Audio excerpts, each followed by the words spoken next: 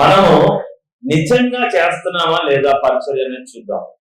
ఇప్పుడు మీ శత్రువుల గురించి దేవుడు మాట్లాడుతా ఉన్నాడు. ఏంటి అంటే, ఒక రైతు అంట మంచి వ్యవసాయం చేస్తున్నాడు. ఏం చేస్తున్నాడు? మంచి వ్యవసాయం చేస్తున్నాడు. ఆయన పంటలో మంచి గోధుమ గింజలు వేశాడు. ఎక్కడ కూడా చెడు లేని గోధుమ గింజలు. మీరు వేస్తారు అన్నా, ఇగో ఫలానా మిర్చి ప్యాకెట్ చాలా బాగా దిగుబడిస్తుంది, గింజలు తెస్తున్నారమ్మా. ఫలానా విత్తనాలు వేస్తే, మేము నాటేది పత్తి కూడా గింజలే కదా వేసేది, అవునా? పత్తి గింజలు కూడా ఇలా వేస్తున్నాము, ఆ గింజలు కూడా మంచి దిగుబడిని ఇస్తాయి అని అందరు ఆశతో వేస్తారు. అలాగే ఒక మంచి రైతు తన పొలంలో మంచి గింజల్ని నాటుతున్నాడట. ఆ మంచి గింజలు నాటుతున్నప్పుడు అతనికి కొంతకాలం చూస్తూ ఉంటే అనుకోకుండా రాత్రిపూట శత్రువు వచ్చాడట. ఎప్పుడు వచ్చాడు?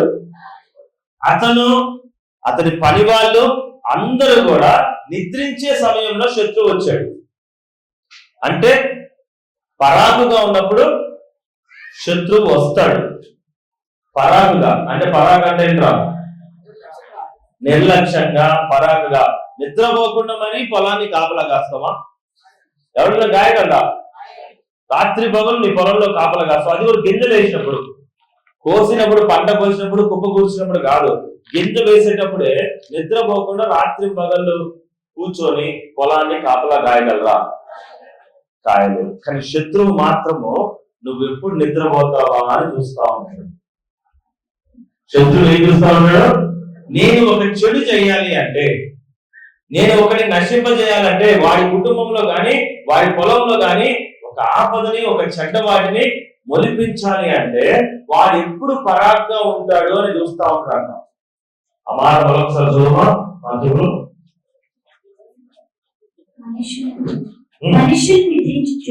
మనుష్యులు నిద్రించుచుండగా అతని శత్రువు వచ్చి గోధుమల మధ్యలో గురుగులను విత్తిపోయాను. మొలకలు పెరిగి అంటే శత్రువు వచ్చి మనుషులు నిద్రపోయే టైంలో ఏమొచ్చాడు? మంచి పొలంలో చెడ్డ గింజలు నాటాడు. దానివల్ల ఏమవుద్ది అంటే, ఈ పొలము పైకి ఎదిగి ఏపుగా గోధుమలు పండుతాయి. ఏం పండుతాయి? గోధుమలు పండుతాయి. అందులో గురుగులు వేసాడు వీడు, అంటే చెడ్డ విత్తనాలు వేసాడు. ఇవి కూడా పెరుగుతాయి. రైతు చూసుకోకుండా మొత్తం కూడా కల్టివేట్ చేస్తాడు. అంటే క్లియర్ గా నరుక్కుంటూ వెళ్ళిపోతా ఉంటాడు.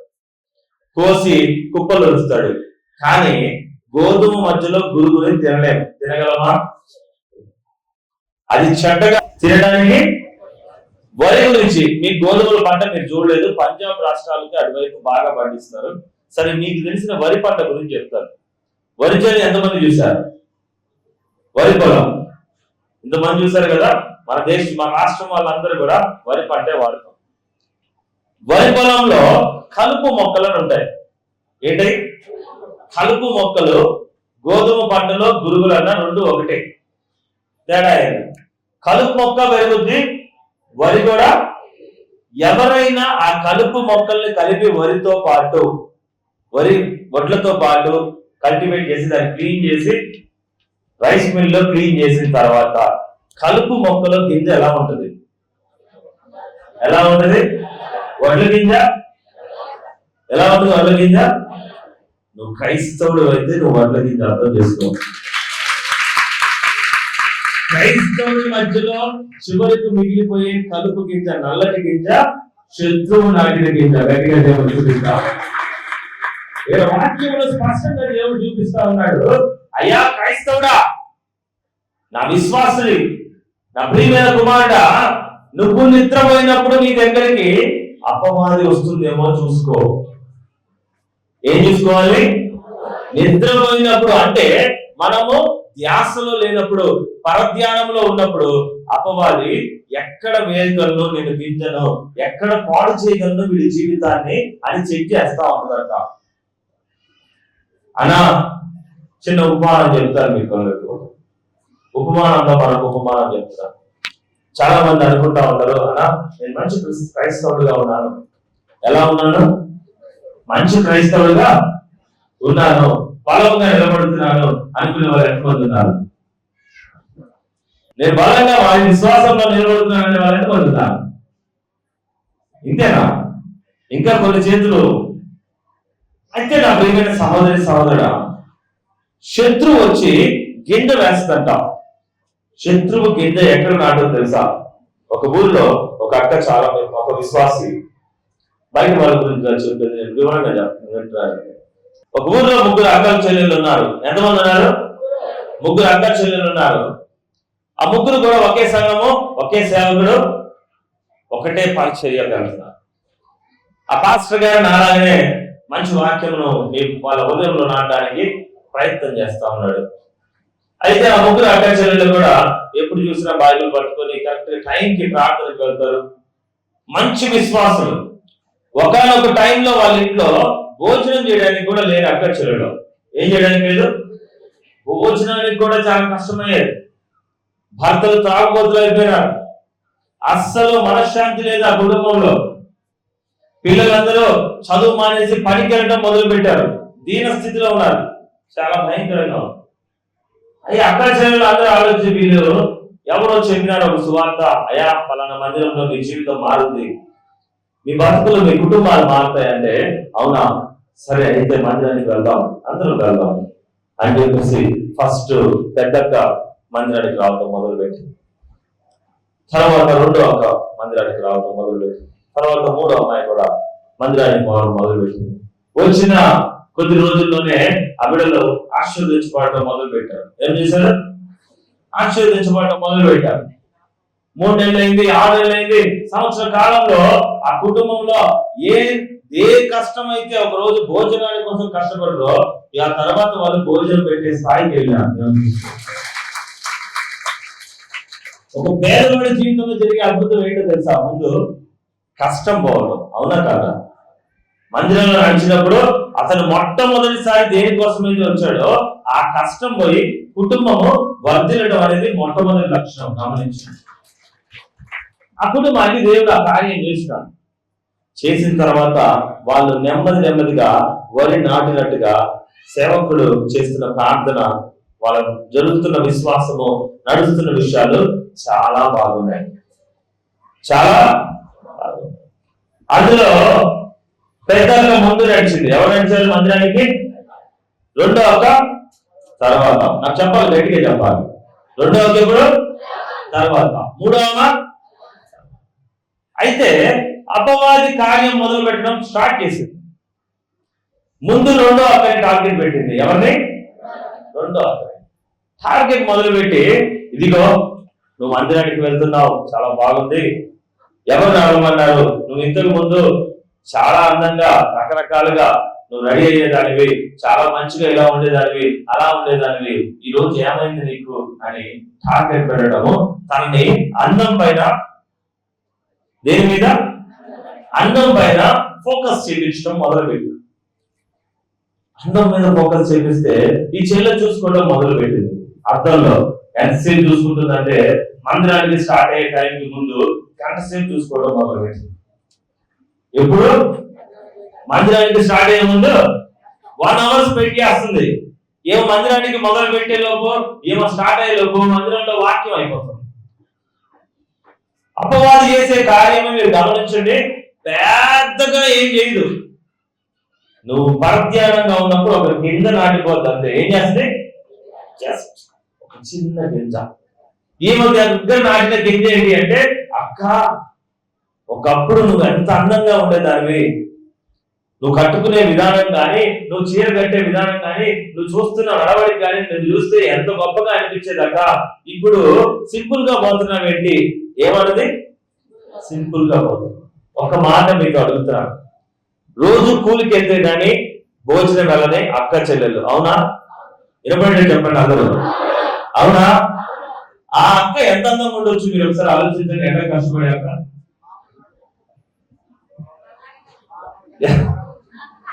ఎంత అందంగా ఉంటుంది. సరే, ఆ అక్క ఎంత బాగా రెడీ అవ్వగలదు? వెళ్ళే పని ఏంటి? వెళ్ళే పని ఉండే అందము ఎలా ఉంటామో ఎండకి వాళ్ళకి తడిచేవాళ్ళు తెల్లగా నీట్గా ఎర్రగా పట్టు చీరలతో పనికి వెళ్తారా? ఎలా వెళ్తుంది? సింపుల్ గానే ఉంటది కదా.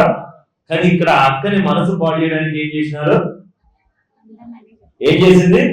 ఒక చిన్న గింజ ఇస్పాయిస్. అక్క నువ్వు ఎంత బాగుండేదని తెలుసా? ఈ అక్క ఎవరో కాదు, ఈ ముగ్గురు బాగుపడుతుంటే ఓరవలేని శత్రువు. ఈ ముగ్గురు పైకి వస్తుంటే ఓరవలేని శత్రువు.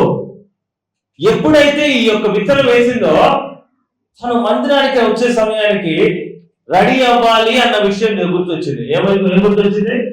ఒకప్పుడు మందిరానికి వచ్చేటప్పుడు ఏం గుర్తొచ్చింది అంటే, అమ్మో వాక్యం లేట్ అయిపోతుంది, అన్నయ్య ప్రార్థన లేట్ అయిపోతుంది, అందరికన్నా నేను ఆలస్యం అయిపోతున్నా అనే విషయం పక్కన పెట్టి రెడీ అవ్వాలి అనే విషయం గుర్తొచ్చింది. అప్పుడు ఏం లేదు, పరిగెత్తుకున్నామా, బైబిల్ సంఖ్యలో పెట్టుకున్నామా, గబగబా మందిరానికి వచ్చినామా, వచ్చి దేవుని పరిశుద్ధాత్మలో నిలబడ్డామా లేదా అని ఆలోచించేవారు. మొట్టమొదటి పాట నుంచి చివరి వరకు దేవుని ఆత్మ నాలో ఉందా లేదా అని ఆలోచించే ఆ రెండో అక్క ఏం ఆలోచించడం మొదలు పెట్టిందంటే, అయ్యో నేను రెడీ అవ్వాలి కదా, నన్ను చాలా మంది గమనిస్తూ ఉంటారు కదా, నేను ఎంతగా ఉన్నాను, ఇటు సూర్యుడు కొడితే అటు నా వెనక నుంచి ఏం కనపడకుండా నా నీడ ఒకలానే ఉంటుంది, నేను ఒకలాగానే ఉంటా. నా నీడ ఎలా ఉంటుంది, నేను కూడా. ఆ చిన్న విషయం అక్కకి అర్థం కాదు. చూసుకోవడం మొదలు పెట్టింది. తెల్లగా దాకా పౌడర్ పెట్టే వరకు గంట పట్టింది. ఎంత పెట్టింది? తెల్లగయ్యే వరకు మేకప్, తెల్లగయ్యే వరకు పౌడర్, తెల్లగయ్యే వరకు ఫౌండేషన్, తెల్లగయ్యే వరకు ఏమేమి పెట్టాల్సి వచ్చింది? క్రీమ్స్. తెల్లగయ్యే వరకు ప్రార్థన పాటలు అయిపోయినాయి ఫస్ట్ అరగంటలో, వాక్యం అయిపోయింది అరగంటలో. వచ్చే వరకు రోజు ఏం జరుగుతుందంటే అందరూ మోకాలు వేసి ఆశీర్వాద ప్రార్థన చేసుకుందాం అనే పరిస్థితి వచ్చింది. ఏమవుతుంది? ఆశీర్వాద ప్రార్థన చేసుకుందాం. ఓ అంత వస్తుంది. అందరితో పాటు గౌరవ ఆశీర్వాద ప్రార్థన చేసుకుని అందరూ పలకరించినా లేకపోతే చేతులు పట్టుకుని అక్క బాగున్నవా అని పలకరిస్తుంది. ఎందుకంటే ఏం చూడాలి వాళ్ళు? ఏం చూడాలి? 3 వారాలు అయిపోయింది, 4 వారాలు అయిపోయింది, వాక్యం ఏమి అర్థం కావట్లేదు, వాక్యం ఏమి వినే పరిస్థితిలో లేదు. ఎప్పుడు వాక్యం వినలేకపోతుందో చిన్నగా అపవాది తన ఆలోచనని, తన ప్రార్థన బలాన్ని, పరిశుద్ధాత్మని దొంగిలించడం మొదలుపెట్టింది. చూస్తే దొంగిలించడం మొదలుపెట్టింది. ఇంట్లో ఆర్థిక పరిస్థితులు మారిపోతా ఉన్నాయి. మరలా ఇప్పుడు ఆరాధనకి అసలు ఏ మాట వినకుండా ఆశీర్వాద ప్రార్థనలో మాత్రమే కూర్చుంటే వస్తుంది ఆశీర్వాదం అని ఎవరు చెప్పారు? ఎవరైనా చెప్పినారా? ఏ వాక్యము, ఏ క్రమశిక్షణ లేకుండా ఆశీర్వాద ప్రార్థనలో కూర్చొని వెళ్ళిపోతే నీ జీవితం మారిపోతుందని దేవుడు వాక్యం చెప్పారా? ఆ అక్క అలవాటు చేసుకుంది. ఆలస్యమైనా పర్లేదు, ఆశీర్వాద ప్రార్థనలో కూర్చుందాం. ఆ ఆశీర్వాద ప్రార్థన అనేది ఆశీర్వాదం రాకుండా అయిపోయింది. మొట్టమొదటి నుంచి పరిసరలో ఉండే బలంగా సంవత్సరం పాటు మందిరంలో నడిచిన సహోదరి ఇక్కడ డల్ అయిపోవడం అలవాటు. అప్పుడు అమ్మవారి అనుకుంది, అబ్బా వీళ్ళ పొలంలో నేను కలుపు మొక్కని నాటాను అని అది కనపడుతుంది. చెప్పలు అపవాదికి చెప్పలు కొట్టాలి. ఎందుకంటే అపవాది కొట్టాలి. ఎందుకు అంటే అది మనిషిని గెలవగలుగుతుంది. ఎవరు గెలవగలుగుతుంది? మనిషిని గెలవగలుగుతుంది. యేసుక్రీస్తు ప్రభు వారు రక్తాన్ని అర్పించి తన రక్తమును ధారపోసి మనిషిని కొన్నా గాని ఈ రోజు కూడా పరలోక రాజ్యం పోలేకపోతున్నారు అని బైబిల్ చెప్తుంది. నేను మంచి విత్తనాల్ని, మంచి పంటలు వేసినా నా దగ్గరికి రాలేకపోతున్నారు. కానీ అపవాది మాత్రము పాము రూపంలో మోసపు మాటలతో మనిషిని ఏం చేస్తుంది? It is purchasing people. అది ఈజీగా పర్చేజ్ చేస్తుంది, ఈజీగా కొనగలుగుతుంది మనిషి జీవితాన్ని. ఒక్క మాటతో, ఒక్క ఆలోచనతో అపవాది మనిషిని కొనగలుగుతుంది. అది గొప్పనా? దేవుడు గొప్పనా? దేవుడు చూడన్నానా, దెబ్బలు తిన్నాడు, ఉమ్మి వేయించుకున్నాడు, నెత్తిన మొన్న కిరీటం పెట్టుకున్నాడు, చనిపోయే వరకు రక్తం ఎంత బయటికి తీయగలనో తీయండిరా, కొట్టండి, మనుషులు చేసిన అందరి తప్పులకి నన్ను కొట్టి నా రక్తంతో వారి పాపమును కడగండి అని గత కాలంలో ప్రతి పాపాన్ని ఆయన కడిగినాడు, దేవునికి స్తోత్రం. కానీ అపవాది అవేమీ చేయదా, ఒక గాయం పరించుకోదు, ఒకటి ఏమీ చేయదు. సింపుల్ గా చెప్తుంది, అక్క నువ్వు ఆ ఫలం తిను, నేను పాముని. అక్క ఏం చేయాలి, నువ్వు పండు తిను, నేను పాముని అని ఈజీగా చెప్పగానే అక్క ఏమైపోయింది, పడిపోయింది. ఇప్పుడు ఈ ముగ్గురు అక్క చెల్లెల్లో కూడా ఎంత ఈజీ మాట చెప్పింది, అక్క నువ్వు చాలా అందంగా ఉంటావు, అవునా అనగానే అక్క ఏమైపోయింది. నెక్స్ట్ రెండో అక్క దగ్గర, రెండో చెల్లి దగ్గరికి వెళ్ళింది. ఎవరి దగ్గరికి, ఆమెకి ఏం చెప్పింది అంటే, అబ్బా అమ్మా చిన్నమ్మాయి, నువ్వు ఒకసారి మందిరానికి వెళ్ళిన తర్వాత నీ జీవితం ఎలా ఉంది అంటే, ఆ చిన్నమ్మాయి చెప్పడం మొదలు పెట్టింది. ముందు పెద్దక్క తీసుకెళ్ళింది మందిరానికి, అక్క కష్టాలు తగ్గిపోయినాయి, మేము బలంగా నడవటం మొదలు పెట్టాం. రెండో అక్క వెళ్ళింది, ఆ అక్క కష్టాలు పోయి ఈ రోజు మేము చాలా ప్రశాంతంగా ఉన్నాం. నా భర్త భయంకరమైన తాగుబోతు, నా భర్త ఎవరు, భయంకరమైన తాగుబోతు, అతను మారి ఈరోజు మంచిగా నా కుటుంబము దేవుణ్ణిలో బలపడుతున్నామని ఎవరికి సాక్ష్యం చెప్తుంది తెలుసా, అపవాదికి. ఎవరికి చెప్తుంది, అపవాది అంటుంది, అవునా అబ్బా జోహార్, మీరు చాలా గొప్పగా మారారు, మీరు చాలా మంచి ఆశీర్వాదాలు చూసుకుంటున్నారు. అయితే చిన్నమ్మాయితో ఒక మాట అనేది, అమ్మా మీ కష్టాలు, అప్పులు, ఆర్థిక పరిస్థితులు ఎలా ఉన్నాయి, అమ్మా ఇప్పుడు బాగున్నాయి, దేవుడు మమ్మల్ని దీవిస్తున్నాడు, నా భర్త మారాడు, రోజు నా భర్త సంపాదిస్తున్నాడు, రోజు 1000 రూపాయలు వస్తున్నాయి మాకు. ఎంత వస్తున్నాయి, రోజు 1000 రూపాయలు. అవునా మంచిది, ఇంకొక 4 రోజులు అయితే మీరు ఇక్కడ స్థలం కొనుక్కుంటారు, అయితే సంవత్సరం నుంచి సంపాదిస్తున్నారు అన్నది. ఏమన్నది, స్థలం కొనుక్కుంటారా, కొనుక్కుంటాం, దేవుడు ఇస్తాడు, దేవుడు ఇస్తే నాకు గొప్ప దీవెన అని చెప్పేసి అన్న అమ్మాయి. ఎవరిస్తే, దేవుడు ఇస్తే గొప్ప దీవెన. అవునా, అప్పుడు ఏం చేయాలి అంటే, ఇప్పుడు 1000 రూపాయలు వస్తే మళ్ళీ 2 లక్షలు అప్పు చేయాలి, నా దగ్గర 2 లక్షల రూపాయలే ఉన్నాయి, పక్కన ఒక స్థలం ఉంది, ఆ స్థలం కోసము నువ్వేం చేయాలి, ఈ 1 లక్ష రూపాయల్ని కట్టు, నేనే మీకు ఏర్పాటు చేస్తా, తర్వాత మిగతా 2 లక్షల కోసము మనం టైం తీసుకుందాం అంటే, ఓ అవునా, మరి మా ఆయన సంపాదించే సంపాదనకి సంవత్సరానికి ఎంత వస్తుంది, ఎంత వస్తాయి, 1 లక్ష రూపాయల వరకే పోగు చేయగలిగిన నేను, ఈ సంవత్సరం ఒక సంవత్సరం టైం ఇచ్చిన, రైతు వారి టైం ఇచ్చినా కానీ ఆ స్థలం కొనడానికి ఇంకో సంవత్సరానికి మనం ఇప్పుడు ఎన్ని రూపాయలు పెట్టి కొనుక్కోవాలి స్థలాన్ని, 2 లక్షలు. కానీ అపవాదం ఏం చేస్తుంది, 3 లక్షల స్థలం అనమాట. ఎంతది, ఏం చూపిస్తుంది, 3 లక్షలు. 3 లక్షలా, ఏందమ్మా నీతో దేవుడు ఉన్నాడు, ఎవరున్నాడు, నీతో దేవుడు ఉన్నాడు, కొనేసేయి. ఏం చేయాలి, నువ్వు దేవుడి కోసం కొంటున్నావా, ఆలోచించు నా ప్రియమైన సహోదరుల, నువ్వు దేవుడి కోసం స్థలం కొంటున్నావా, నీ కోసం కొంటున్నావా? దేవుడి కోసం కొనే స్థలంలో దేవుడు సహకరిస్తాడు, గుర్తుపెట్టుకో. దేవుడికి ఇష్టం, దేవుడి కోసం చేసే పరిచర్యలో, పనిలో, అప్పులో ఎవరు సహాయం చేస్తాడు, గట్టిగా దేవుడు చూద్దాం. మరి నువ్వు చేసేటప్పుడు కొద్దిగా ఆలోచించి చేయాలా లేదా, నువ్వు దేనికోసం చేస్తున్నావో దాన్ని ఆలోచించి చేయాలి. ఆ చెల్లి ఈ అక్క చెప్పిందని 2 లక్షలు కూడా లేవు, 1 లక్ష రూపాయలు అంటే 3 ఇంతల స్థలం కొను. ఎన్నింతలు, అబ్బా అక్క అప్పు ఎలా తీరుకోవాలంటే, అప్పు తీరుకోవాలంటే ఏముంది చెల్లాయి, మీ ఆయన ఎంత పనికి పోతుండో నువ్వు కూడా మందిరం మానేసి ఆడిపోవాలా, ఆయనకి 1000 నీకు 700, ఆయనకి 1000 నీకు 700, 3 లక్షలు ఎంతసేపు ఇలా అంటే వచ్చాయి, అయిపోతుంది సంవత్సరం. ఎన్ని వస్తాయి, ఆయనకి 1000, గట్టిగా చెప్పండి, ఆయనకి 1000 మీకు 700, 3 లక్షలు ఎంతసేపు, సంవత్సరం తిరిగేలోపు. అబ్బా అక్క మంచి సలహా ఇచ్చింది, మందిరం పక్కన పెట్టి మనం ఆడికి వెళ్ళాలి. మొదటి వారం చూస్తే మంచిగా 1700 10 రోజులు తిరిగేలోపు కనబడ్డాయి, 17,000 అయిపోయినాయి. ఇంకొక 10 రోజులు తిరిగేలోపు 34,000 అయిపోయినాయి. అబ్బా ఇట్లయితే నేను ఎంతసేపులో చేస్తాను అనగానే అనుకోకుండా భర్త మందిరంలో లేడు, ఇద్దరిలో ఒకరిలో అపవాది పరిశుద్ధాత్మ కరిగిపోవడం మొదలైంది, దేవుడిచ్చిన అభిషేకం కరిగిపోవడం మొదలైంది. తలపై ఇచ్చిన అభిషేకం ఏమైంది? వారం వారం మందిరానికి లేకుండా బల్లా తీసుకోకుండా దూరం అవుతున్న కొద్ది ఏమైపోతుంది? ఆ బలం పోతున్న కొద్ది అపవాది భర్త దగ్గరకు వచ్చేసింది. ఫస్ట్ వాడిని కౌగులించుకొని స్నేహితులు అన్నారు, అయ్యా పలానా కాడికి పోయి మనం ఏం చేయొచ్చు, నేను ఎప్పుడు రుచి చూడని మందు నేను రుచి చూసినా అని చెప్పినాడు. ఏం చూసిండట? ఎప్పుడు రుచి చూడని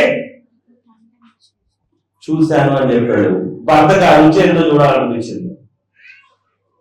భర్త 1000 రూపాయలు అడిగిపోయినాయి. భర్త 1000 రూపాయలు రాగానే అక్కడి భయ బాధన మొదలు పెట్టినాడు. యమగొండు కొడుతున్నాడు. ఏమైందయ్యా, నువ్వు మంచిగానే ఉన్నావు కదా, నువ్వు అభిషిక్తుడు కదా, నువ్వు ప్రార్థన పరుడు కదా, నన్ను ఇలా కొడుతున్నావేంది, నువ్వు తాగుతున్నావేంది అంటే, ఎవడే అభిషిక్తుడు, ఎవడే చర్చి, ఎవడే పాస్టర్? ఏమైతుందంట, నువ్వు పోకపోతే ఆయన పోకపోయే. ఏ వాక్యం వింటున్నాడని అభిషిక్తుడు ఉంటాడు, ఇంకా ఏ ప్రార్థన వింటున్నాడని ప్రార్థన నిలబడుద్ది ఉండదా? వీళ్ళు బాదుకుంటుంటే చెట్ట కొట్టిన అపవాది బయట ఇంటి ముందు ఇంట్లో టీవీ పెట్టుకుని డాన్స్ చేస్తుంది. అబ్బా ఈ అక్కకి మంచిగా అయింది, ఈ అక్కకి మంచిగా అయింది. ఇది మొగుడు పిల్లలు ఇద్దరు మారి ఏం చేస్తారంట, ఊర్లు కొనేస్తారంట, స్థలాలు కొంటారంట, ఇల్లులు కట్టుకుంటారంట. ఇప్పుడు నా కడుపు సలపడింది. ఏమైపోయింది? నా కడుపు చల్లబడింది. వాడు మారడు, ఇది మారదు, దీని బతుకు ఆగమైపోయింది. అది ధ్యానం చేయడం మొదలుపెట్టి అక్కడికి బాధ మొదలైంది. ఎలాగో భర్త పని చేయట్లేదు, మళ్ళీ తాగి అడుగు మీద పడుకోవడం మొదలు పెట్టాడు. మళ్ళీ 700 రూపాయలు, 1000 రూపాయలు కాస్త ఎంత అయిందమ్మా? 700 రూపాయలు. ఏమో మళ్ళీ ఎగ్గొట్టి 700 రూపాయలకు పోవడం మొదలు పెట్టాడు. బాగా తాగడం పని చేద్దాం, సంపాదించడం పని చేసినాడు. బాగా ఏం తక్కువైనాయి? డబ్బులు తక్కువైనాయి. అక్క 700 కష్టపడి ఇంటికి తీసుకురాగానే గట్టిగా మెడపట్టుకొని లాగి ఎంత ఉంటే అంత పుంజుకొని 700లో మళ్ళీ ఒక 400. 700 ఎంత అయ్యేమా? 300 అయింది. ఇంకా కూర్చొని మోకాలు వేసి ఏడవడం మొదలు పెట్టింది. మళ్ళీ దేవుడు గుర్తొచ్చిండు 3 నెలలు తిరిగిపోయినప్పుడు. అయ్యా నేను తప్పు చేశాను ప్రభువా, 1700 కోసం పోతే 300 కూడా తినడానికి వెళ్ళట్లేదు తండ్రి, నా గతి మారిపోయింది ప్రభువా.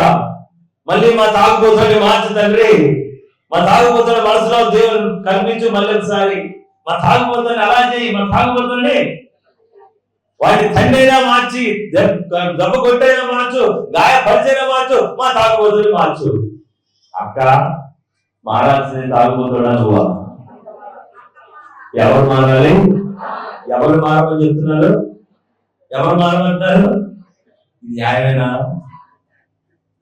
మంచిగా ఉన్న కుటుంబాన్ని అపవాది మాటలు విని పక్కన పెట్టుకుంది ఎవరు? నేను చర్చికి పోతా, నా తాగుబోతు కూడా నువ్వు యాడికి పోవాలి? 1000 రూపాయలకు పోవాలి. ఎంత పోవాలా?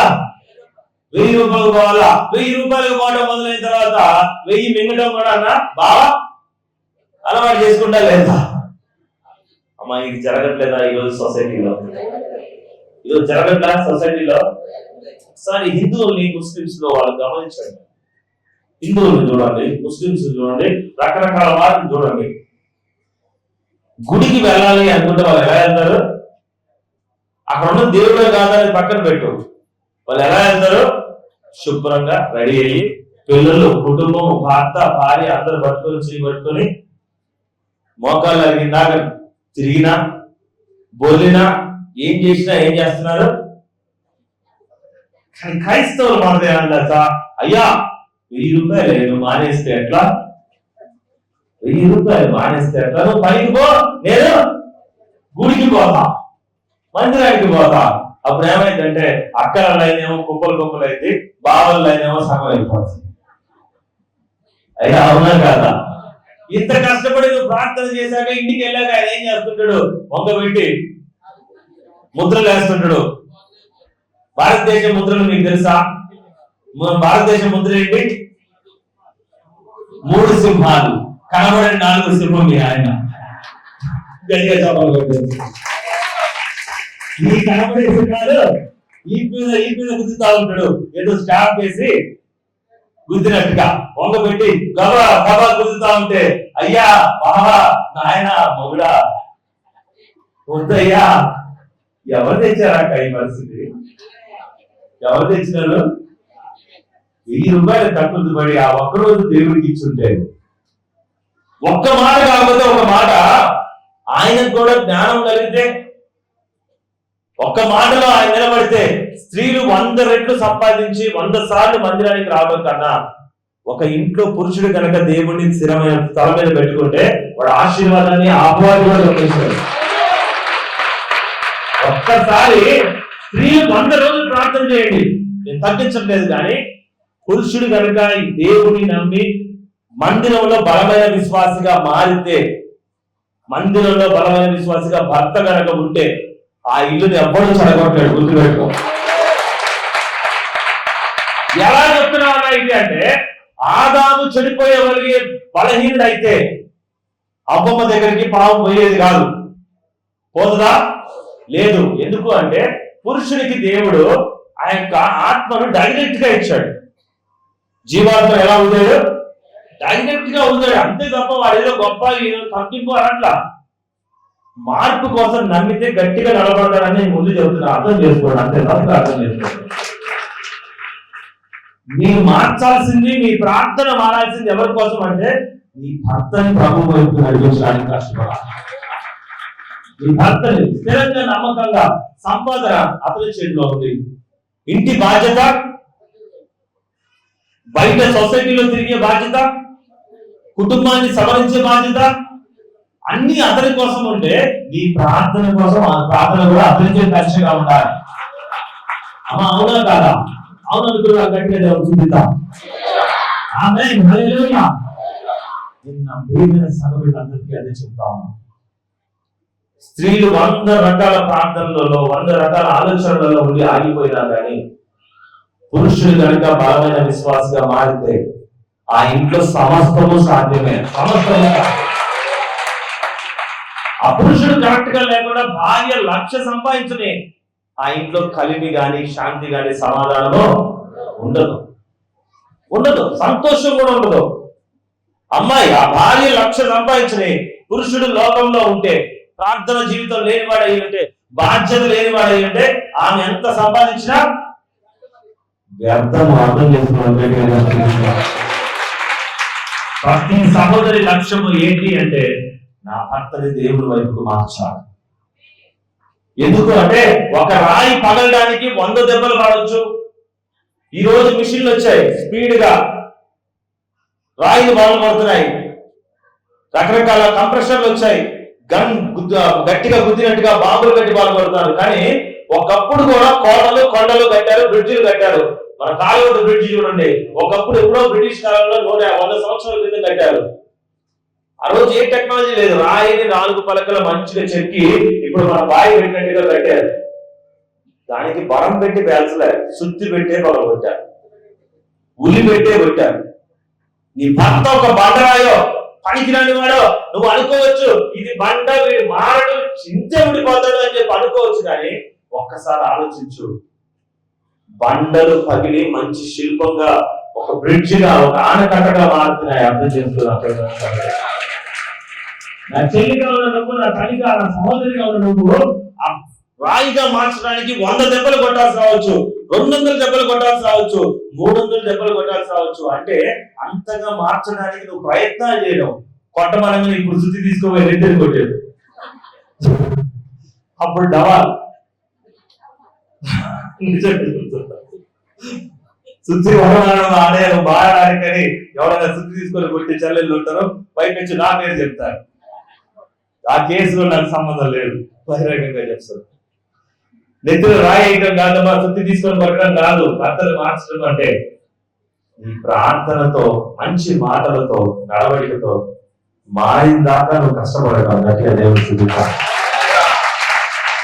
అలా ప్రయత్నం చేయాలి, బాగా ప్రయత్నం చేయాలి, మంచి ప్రయత్నం చేయాలి. చేస్తా ఉన్నప్పుడు ఒక రోజు కాకపోతే ఒక రోజు, ఒక దినం కాకపోతే ఒక దినం ఖచ్చితంగా గెలుపు నీదే. కంపల్సరీ. ఆమేన్, ఆమేన్. గమనిస్తే ఇంకొద్ది ముందుకు వెళ్ళిపోయినాం. రెండో చెల్లిని ఏం చేసింది? 1700 రూపాయలు ఆశ చూపించి మందిరానికి రాకుండా కూలి చేస్తే ఎక్కువ డబ్బులు సంపాదించవచ్చని చూసేసింది. ఇక మిగిలింది ఎవరు? మొదటి అక్క మిగిలిపోయింది. ఇక అపవాది వెళ్ళిపోయింది. అక్కడ కూర్చొని కలుపు కింద నాటడం స్టార్ట్ చేసింది. అబ్బా అక్క ప్రైజ్ ది లార్డ్, చెల్లమ్మ చాలా రోజుల తర్వాత వచ్చినావు, ఏదిరా ప్రైజ్ లార్డ్. అక్క మీ మందిరం చాలా మంచిదంట కదా. అవును చాలా మంచిది. ఆ మందిరానికి వెళ్ళాక చాలా బాగుంటున్నావు అంట కదా. అవును బాగా ఉంటున్నాను. అక్క నీలో ఎంత మార్పు వచ్చిందక్క, నువ్వు ఎంత మారిపోయినావక్క. ఒకప్పుడు నేను చూస్తే మాకు ఏమో మారుద్దా అనిపించింది అక్క విశ్వాస జీవితంలో. ఈ రోజు నువ్వు ఎంత మారిపోయినావు అక్క. అయితే ఏంటమ్మా ఇప్పుడు నువ్వు వచ్చిన పని ఏంటి? మా పాస్టర్ గారి దగ్గర మా పాస్టర్ గారు పదే పదే మీ గురించే చెప్తాడు అక్క, అగో ఆ విశ్వాసలాగా ఉండాలి అని. ఒక్కసారి మా పాస్టర్ గారి దగ్గర వచ్చి నువ్వు కూడా కనబడిపో అక్క. నేను ఎంత పొగుడుతాడు తెలుసా? మా చర్చిలో పాస్టర్ గారు ఏం చేస్తాడు? నీ పాటలు బాగుంటాయని చెప్తాడు అక్క, నీ వాక్యం బాగుంటుందని చెప్తాడు అక్క, నువ్వు ప్రార్థనకి వెళ్ళే నడవడిక స్ట్రిక్ట్ గా ఉండే విధానము మా పాస్టర్ గారు ఏమంటాడు? బాగుంటుందని చెప్తాడు. నువ్వు దయచేసి మా మందిరానికి ఒకసారి అడుగు పెట్టాక వచ్చిపో, నువ్వు బాగుంటావు. అమ్మా నేను ఆల్రెడీ ఒక చర్చికి వెళ్తున్నా. ఏం చేస్తున్నాను? మా చర్చిలో నేను పాటలు పాడుతున్నాను, పాటల్లో పాల్గొంటున్నాను, చప్పట్లు కొడుతున్నాను, మంచి ఆరాధన చేస్తున్నాను. ఆ మందిరానికి వెళ్ళాక నేను చాలా బాగున్నాను, నా జీవితం మారింది. నేను ఆ మందిరంలో మంచి విశ్వాసంగా ఉన్నాను. మీ మందిరానికి వెళ్ళింది ఎందుకంటే అక్కడ నువ్వు ఆల్రెడీ ఆడికి వెళ్తున్నావు. నేను దాన్ని కాదనట్లే, కానీ ఇక్కడ ఒకసారి మా పాస్టర్ గారు నిన్ను అంతగా పొగుడుతున్నాడు, నువ్వు ఇక్కడికి ఎందుకు రాకూడదు? ఏం చేయాలి? నిన్ను అంతగా పొగుడుతున్నాడు, ఇక్కడ ఎందుకు రాకూడదు? మీ పాస్టర్ గారు గద్దిస్తాడక్క, కానీ మా పాస్టర్ గారు నేను ఏం చేస్తాడు? పొగేస్తున్నాడు. ఏం పొగేస్తున్నాడు? సాంబ్రాన్ని పొగేస్తాడక్క. నువ్వు చాలా గొప్పతనం అని చెప్తాడు, నువ్వు చాలా ఉన్నతమైనది అని చెప్తాడు, నువ్వు చాలా బాగున్నావు, ఆశీర్వదించబడుతున్నావు అని చెప్తాడు అక్క. అవునా? ఇప్పుడు నన్ను ఏం చేయబడ్డా చెల్లి? మా చర్చికి రా. అంత దూరం ఎందుకు? ఎక్కడికి రావాలి? మా చర్చికి రా. అపవాది ఒక విత్తనం, 2 విత్తనాలు, 3 విత్తనాలు ఏంటో మొదలు పెట్టింది. పెద్దక్క అందరికన్నా ముందు చెప్పింది. అవునా? గట్టిగా చెప్పండి. అప్పుడు చెప్పింది ఆ అక్క, చెల్లాయి పోయిన చెల్లె కాడికి పోయావు కదా. అవును. వాళ్ళిద్దరు బాగున్నారా? బాగున్నారక్క. ఇప్పుడు నా దగ్గరికి వచ్చావు కదా. అవును. ఇంకో మాట చెప్తాను. నువ్వు చెప్పిన మాటలో ఒక విషయం నాకు అర్థమైంది. నువ్వు రాగానే నన్ను మీ పాస్టర్ గారు నన్ను పొగుడుతున్నారని చెప్తున్నావు. అవునా? అవునా అమ్మా? ఎవరితో చెప్పండి అంతా. ఎందుకు పొగుడుతున్నారు? ఆమె చాలా మారింది, మంచిగా ప్రార్థనకి వెళ్తుంది, విశ్వాసంతో నడుస్తుంది. అలా బలమైన విశ్వాసిగా ఉండమని మీ పాస్టర్ గారు ఏమంటున్నాడు? నన్ను నువ్వు అక్కడికి వెళ్ళాక మారావు, చాలా బాగుంది ఆమె అని చెప్పి నా గురించి ఎక్కడ చెప్పుకుంటున్నాడు? ఆయన నా గురించి ఎందుకు చెప్తున్నాడు అంటే నేను అక్కడికి వెళ్ళాక బలమైన విశ్వాసిగా ఉన్నా కాబట్టి. తనని కాని విశ్వాసం గురించి ఆయన అంత గొప్పగా చెప్పుకోవడానికి కారణం ఏంటంటే నాలాగా నిన్నుండమని కానీ నీ మందిరానికి నన్ను రమ్మని చెప్తే నేను కూడా పడిపోతగా చెల్లి అని చెప్పి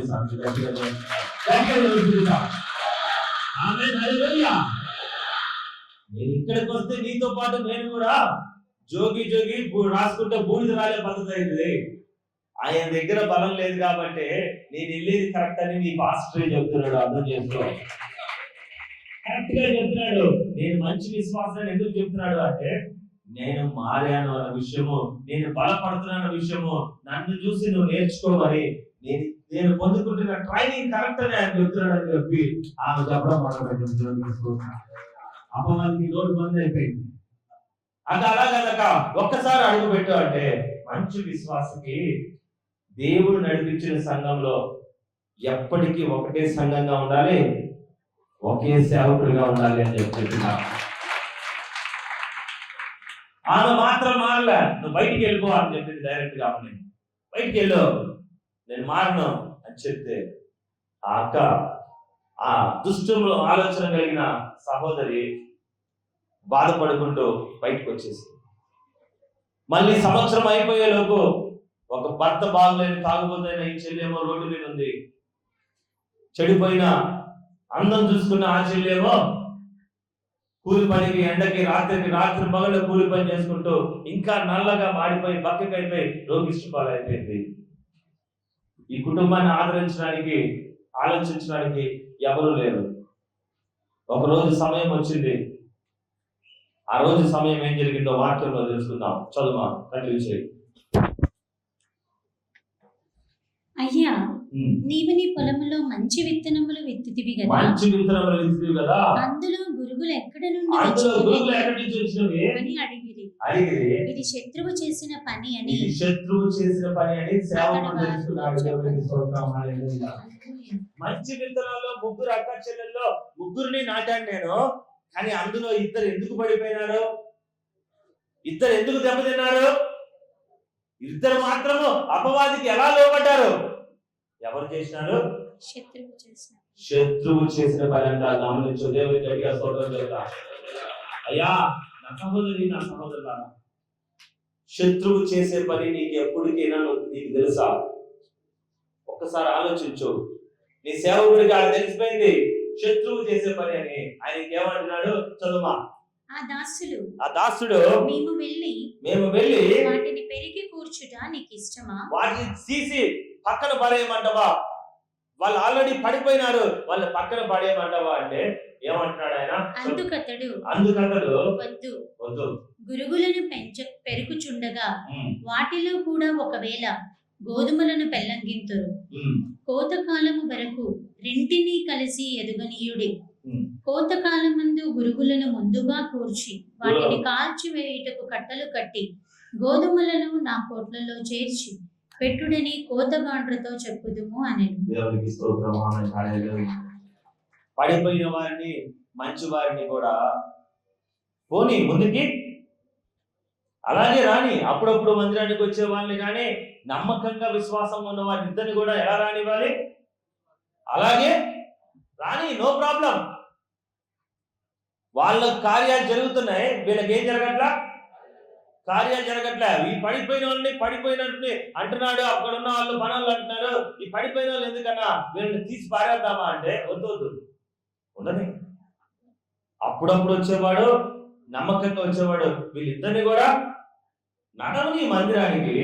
కానీ ఒక సమయం వస్తుంది, గోధుమలు కూర్చే సమయంలో దేవుడే ఈ పడిపోయిన విశ్వాసని అంతంత మాత్రం నామమాత్రపు క్రైస్తవత్వము, నామమాత్రపు సంఘములో వెనుదిరగని విశ్వాసం లాగా కనబడే మాత్రమే ఉండేవాళ్ళు కాదు, కనబడే వాళ్ళు. ఎలా ఉందో నటించే వాళ్ళని ఏం చేస్తాడు దేవుడు?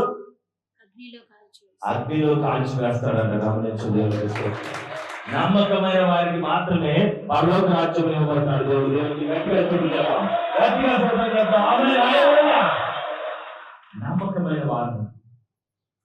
నమ్మకమైన వాళ్ళు మోసపోయే వాళ్ళకి శిక్ష లేదా?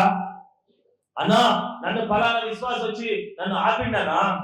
అన్నా నన్ను ఫలానా ఆర్థిక సమస్యలు నేను ఆగిపోయినానా? అన్నా ఫలానా డబ్బుల గురించి, దూరం గురించి నేను ఆగిపోయినానా? లేదు, ఫలానా మా బావ ఆపాడు, మా అన్నయ్య ఆపాడు, మా తమ్ముడు ఆపాడు, మా తాత ముత్తాత ట్రాఫిక్ జామ్, రకరకాల కారణాలు నువ్వు చెప్పొచ్చు. కానీ అవన్నీ కూడా శత్రువులే. అవన్నీ కూడా నువ్వు పరధ్యానంలో నీ దగ్గరకు వచ్చే వినపడేటట్టు చెప్పండి, శత్రువే. శత్రువు ఎక్కడి నుంచో రాదు నాన్న. శత్రువు డైరెక్ట్ అటాక్ చేయదు. ఎప్పుడైతే నువ్వు కళ్ళు మూసుకొని పరధ్యానంలో ఉంటావో అప్పుడు వెన్నంటి వెన్నుపోటు వేయడానికి రెడీగా. నీ వీక్నెస్ దాని స్ట్రెంగ్త్, నీ బలహీనత శత్రువుకి బలము. గమనించండి, ఎంత పెద్ద రాజ్యాన్ని జయించాలన్నా, ఎంత పెద్ద కోట పడగొట్టాలన్నా, ఎక్కడ వీక్ గా ఉంది కోట అని చూసి తలుపు పగలగొడతారు తప్ప కోట గోడని పగలగొట్టరు.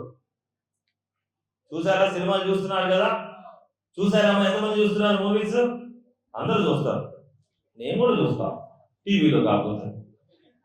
అది అట్లా చూడలేదు అని చెప్పకండి. నేను సినిమా థియేటర్కి వెళ్ళను కానీ టీవీలో చూస్తా ఉంటా. అందులో మీరు తెలుసుకోండి, శత్రువు పగలగొట్టేటప్పుడు డోర్లు పగలగొడతారా, గోడ పగలగొడతారా?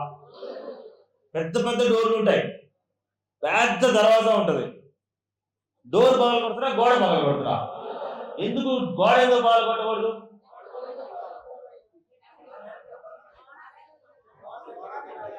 నేను నీకు కూడా అదే చెప్తున్నా. శత్రువుకి వీక్ పాయింట్ కావాలి. ఏం కావాలి? నీ వీక్నెస్ కావాలి. నీ వీక్నెస్ తాగుడా, అదే కావాలి. నీ వీక్నెస్ లోబితనము, పిసినారితనము, ఇంకేదైనా బుద్ధి, అదే కావాలి. నీ వీక్నెస్ ఫలానా పొలము, ఫలానా భూమి, రకరకాల అత్యాశ, అదే కావాలి. నీ వీక్నెస్ నల్లగా ఉండే నీ రూపము, తెల్లగా ఉండే నీ అందము, రకరకాల పట్టు చీరలు, రకరకాల అదే కావాలి. నీ వీక్నెస్, దానికి ఎప్పుడు ఏం కావాలి? మనిషి వీక్నెస్. నీ వీక్నెస్ కోపమా, అదే కావాలి. దానికి మనిషి వీక్నెస్ తో ఆడుకోవడం అంటే ఇష్టం. అర్థమైన వారి దగ్గర దేవుడు చూపించారు. అది ఎంతమంది అప్పు చెప్తారు? అపవాదికి నీ వీక్నెస్ ఇస్తారా? అమ్మ ఇస్తారా? ఆ మూడో అక్క చెప్పిన బుద్ధికి అపవాది దవడలు పగిలిపోయినాయి. ఇద్దరు అక్క చెల్లెలు మిగతా వాళ్ళు కుటుంబాన్ని పాడు చేసుకున్నారు.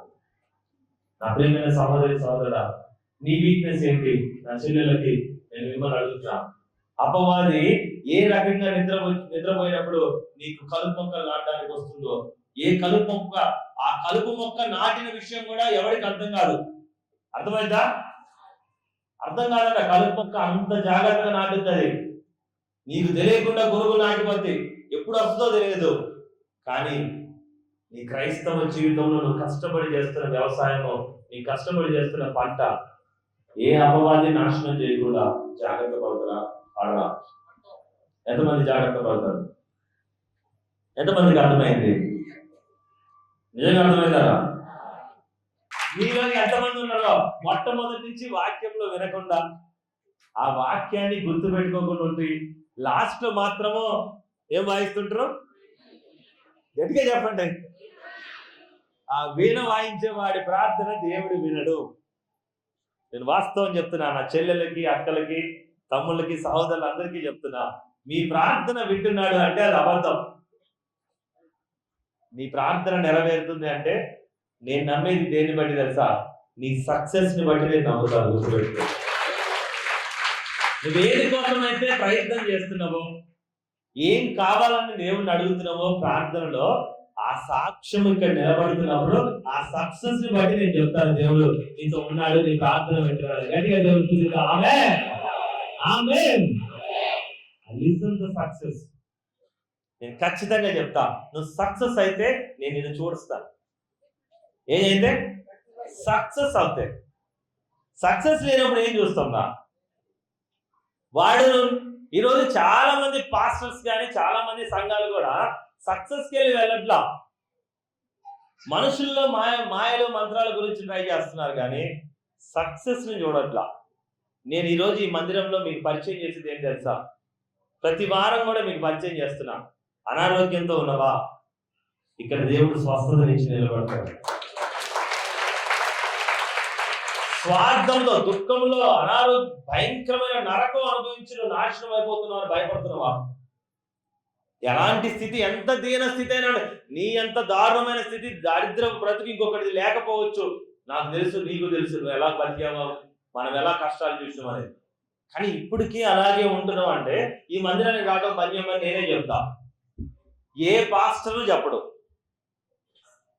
ఏ రోజైనా సరే నా దగ్గర రండి, నాకు ఫోన్ చేయండి, బాగుపడతారు, నా దగ్గర రండి, నేను ఇలాంటి వాడిని, నా దగ్గర రండి అలాంటి వాడిని అని చెప్పుకుంటారు తప్ప ఏ పాస్టర్ అయినా అమ్మా నీకు ఇక్కడ కార్యం జరగలేదు, నువ్వు ఇక్కడ నిలబడకపోతే దయచేసి మందిరం మానేసి వేరే కాడ ఎత్తుకోవాలి నేను ధైర్యంగా చెప్తున్నా. అడా ఏమన్నా చెప్తాడయ్యా?